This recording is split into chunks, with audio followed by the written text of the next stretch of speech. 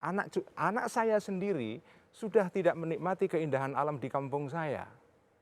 Waktu zaman kecil saya menikmati keindahan kampung saya, sekarang hilang karena pertambahan penduduk. Tapi apakah kemudian karena saya ingin anak saya So it's a false alarm. false alarm? Oke. Nah, menurut Yang saya, kedua, jadi menurut saya harus dibuat kalkulasi.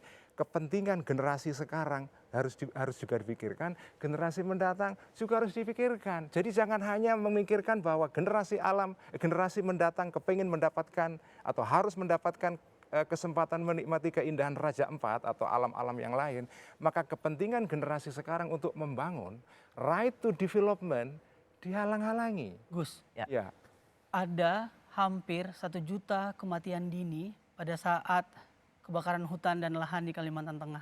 ya. Gus bisa bayangkan bagaimana anak-anak ini nggak punya hak untuk hidup karena kita masih mempertimbangkan membuka lahan gambut di Kalimantan Tengah.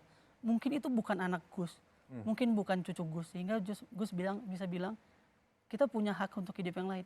Tapi orang yang tinggal di Kalimantan Timur, orang yang tinggal di Kalimantan Tengah punya hak untuk hidup Gus tanpa asap. Orang yang hidup di Riau punya hak.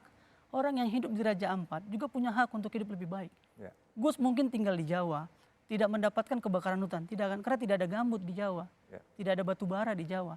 Tapi mereka hidup dengan lumpur. Gus bisa bayangkan bagaimana orang bisa hidup dengan lumpur sehari-hariannya. Ya. Apakah kita tidak pikirkan ini?